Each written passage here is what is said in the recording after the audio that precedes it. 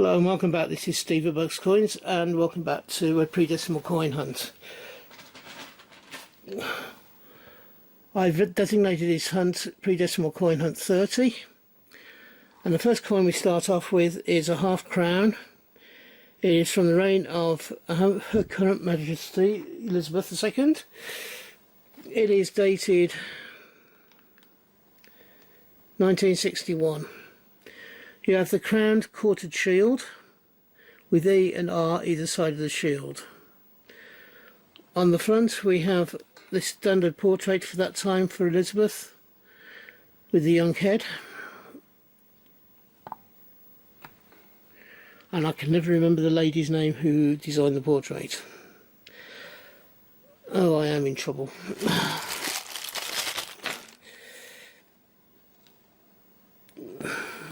The second coin, 2 bob, 2 shilling, and what else are they called? Florin. Take your choice. They're all names that were recognised when these coins were in circulation. It's Queen Elizabeth II again. The date is from 1961. You have the central rose of England, the Tudor rose, and then interspersed around the outside are the flowers of the rest of the nations inside of the UK. You have the leek for Wales, you have the thistle for Scotland, and you have the clover for Ireland.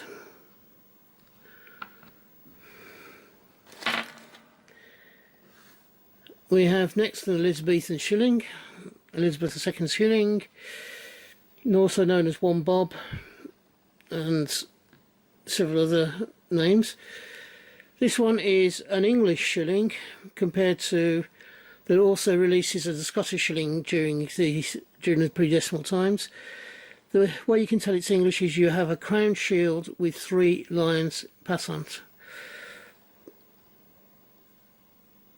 The date on the shilling is 1959.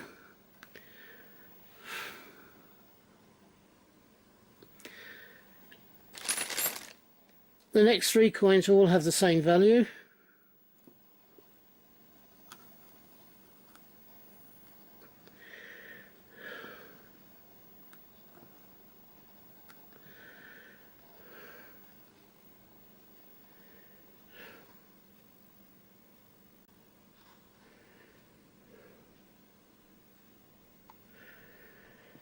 The bright silver one there is 1966. The one below it is 1959. These are both Elizabeth, and you have the flowers of the nation on the back of them.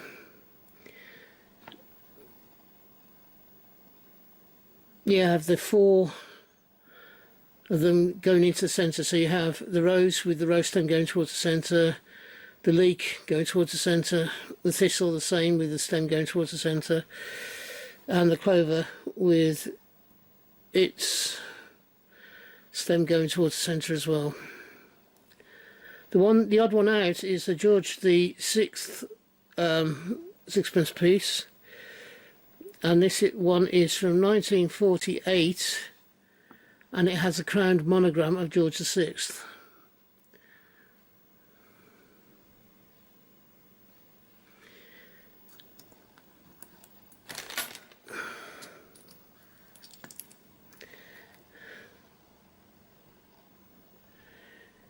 A 1967 threepenny bit,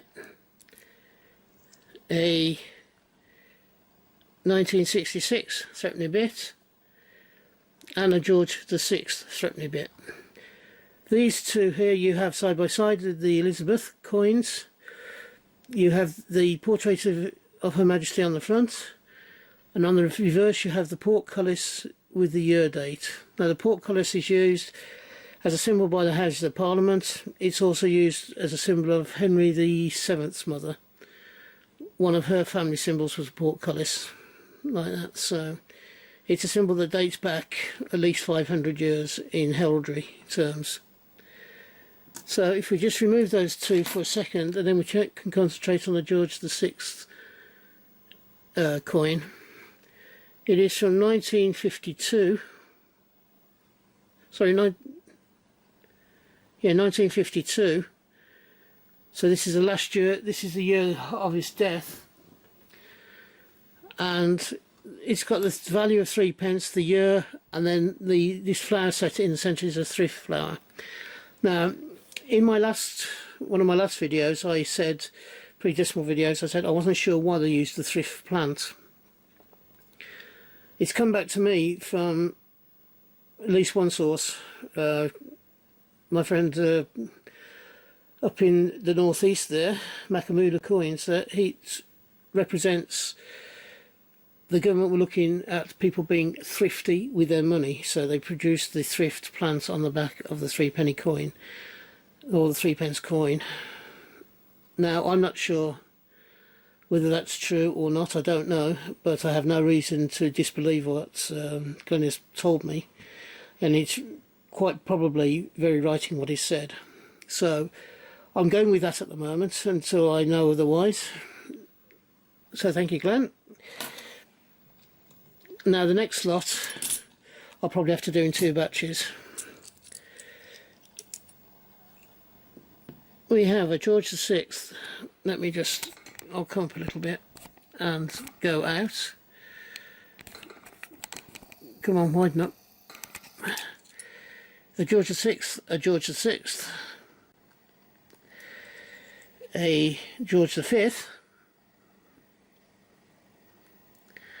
and a George V. Now,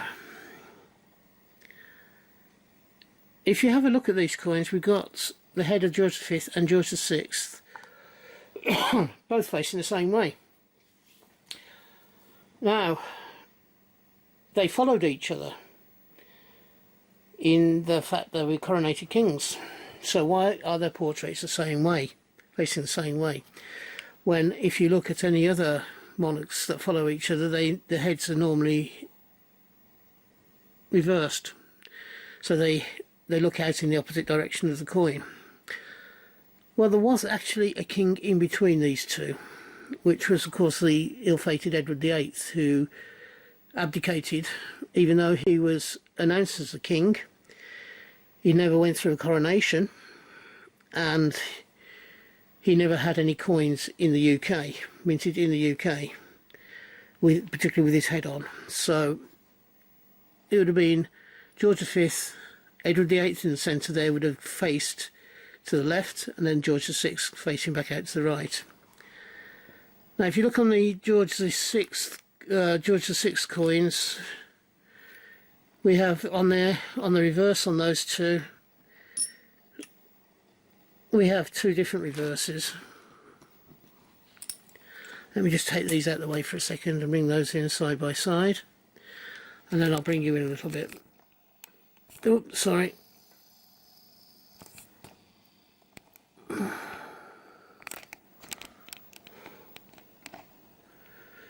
Now these two are side by side. They both have a little bit of wear on them, but on this one you can see that there is a lighthouse at the rear of Britannia. This one doesn't have it. This one is dated 1936, which is the first year he took the throne. This one is dated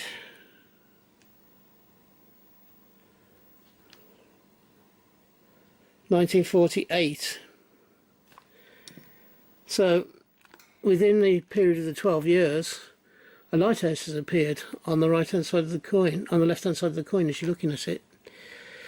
So there's one difference in them. And on the Edward VIII coins, this one is dated 1921, and this one is dated 1944. Now in the earlier coin, you do not have a lighthouse at the back of Britannia.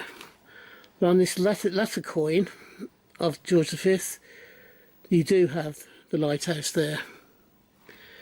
So the longer the reign of George V, the more likely you are to have a lighthouse in the back.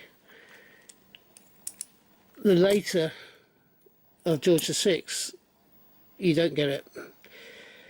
Now I've got some half pennies next.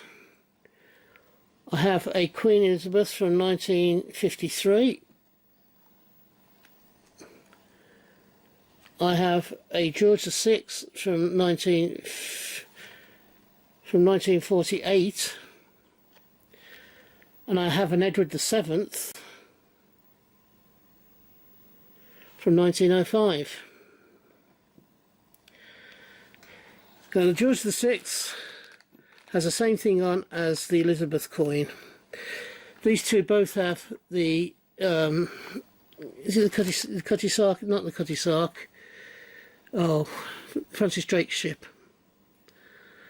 Duh. Brain fart. Can't think of it. Can't think of the name of it. Oh, Golden Hind. There we go. Now on the back of the Edward the 7th coin, we have Britannia. This one has been well circulated and has many marks on it that's rub marks. So we don't have an awful lot of. You can make out the portrait of Edward VII, but very little of the legend on the outside. And on the back you can make out the portrait of Britannia, just with virtually nothing on the around the rim. So this is a well-worn coin, has seen probably a lot of usage. It's a pity, but it's still a nice coin, in my opinion. Right, the last 4 coins are all pennies. First one is from George VI's reign. We have Britannia on the back, and we have a lighthouse on the back left side, and this one is dated 1945. And you should just be able to see in the background there the lighthouse, as virtually next to the 0 or the 1, the O in the 1.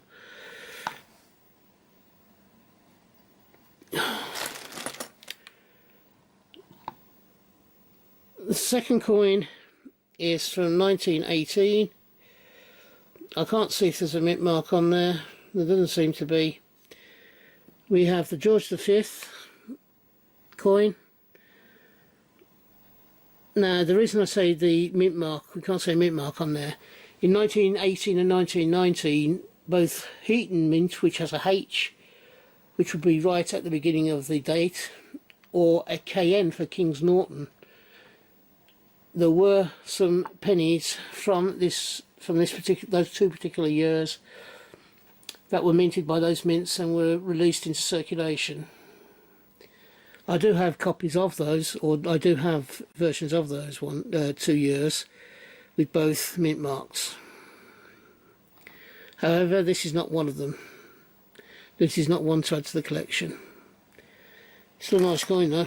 And the next 2 are both Victoria. One is from 1898, and it shows the old veil bust of Victoria, which is the last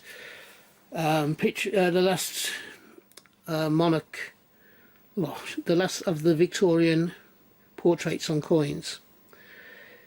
It's known as the veiled head, or it's the one after her husband Prince Albert died.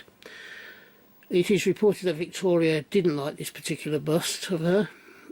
However, it survived on coins, and on the back here we have Britannia, who can be still quite well, considering it's 120, nearly 125-year-old coin.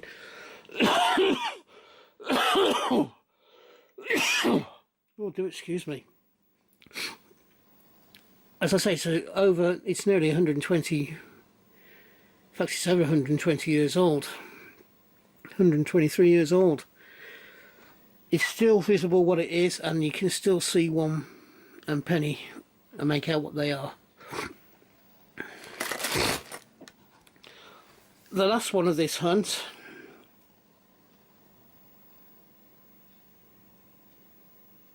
is from 1891, and it is the young bunhead Victoria. This was a portrait that she asked to be put back onto the coins, and there was a mixture of this one and the veiled head towards the end of her reign. This one's from 1891, so it was in the last 10 years of her reign.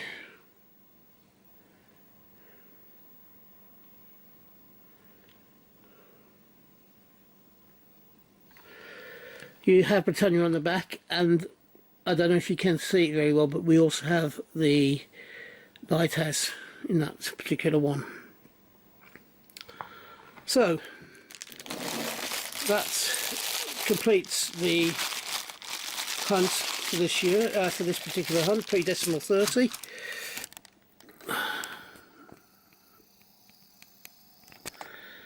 If you've enjoyed this hunt, could you please give me a thumbs up? It doesn't take a second of your time to do so. And if you have not yet subscribed, could you please think about doing so? I am trying to grow the channel, I'll make no bones about it, and your comments, your likes, and the subscription level that I have all go towards an algorithm that helps me be put in front of new people who've never seen my work before. Now, if you do like these videos, and if you want to, please subscribe. I would love to have you along for the rest of my journey through coins and banknotes, etc., etc. If you've enjoyed this, if you're having a hunt, I hope you have a successful one and you find the coins you're looking for. If you are buying coins, wherever you're getting them from, I hope you can get them for the price you want to pay. And in the meantime, thank you for watching the video all the way through, and I hopefully will see you very shortly in the future. I do have 4 videos a week, so hopefully you'll find something you want to watch. So from me, ta-ra now, bye bye.